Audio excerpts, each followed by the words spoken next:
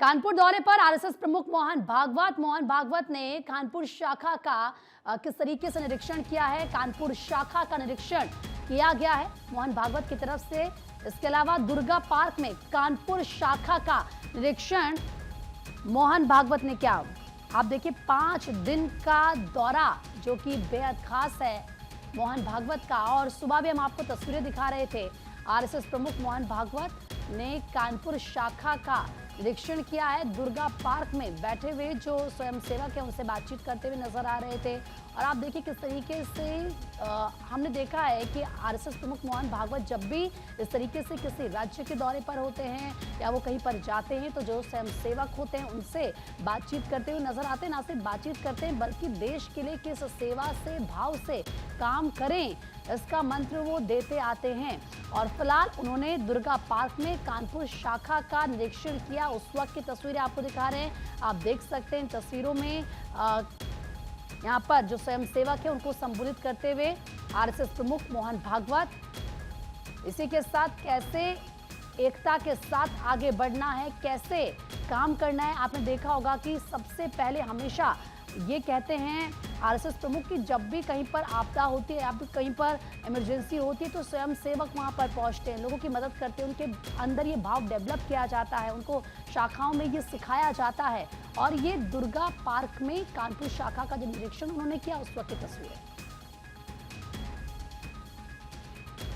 तो कानपुर दौरा आरएसएस प्रमुख मोहन भागवत का।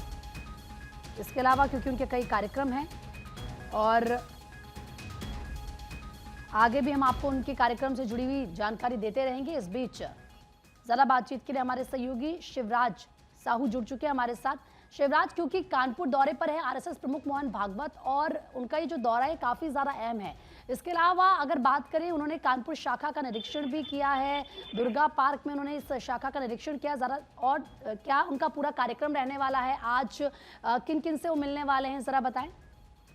जी बिल्कुल, जिस प्रकार से मोहन भागवत 5 दिन के प्रवास पर हैं कानपुर, जो लगातार आपको बता दें कि कानपुर आने के बाद जो कानपुर में शाखाएं लगती हैं वहां पर जाकर जो शाखा लगा रहे हैं उनसे मिल रहे हैं और शाखा में आए हुए जो लोग हैं उनसे लगातार बातचीत कर रहे हैं और उनको कहीं ना कहीं प्रोत्साहित कर रहे हैं कि लगातार जो शाखा में लोग हैं उनको जोड़ा जाए। आज सुबह भी शाखा में पहुंचे और वहाँ माँ दुर्गा पार्क में और वहां पर जो शाखा में लोग थे उनसे बातचीत की। उसके साथ साथ अन्य जो कई मीटिंगें अलग अलग है क्योंकि संघ के जो कार्यकर्ता हैं, जो कमेटी के लोग हैं, उनके साथ बैठकें होनी है। बैठक के बाद उनको दिशा निर्देश देंगे। तो लगातार जिस प्रकार से 5 दिन के लिए प्रवास पर मोहन भागवत हैं, अलग अलग समय पे सभी का जो समय है वो सेट है। लगातार अगर आपको बात की जाए कि आज तीसरा दिन है कानपुर में मोहन भागवत का।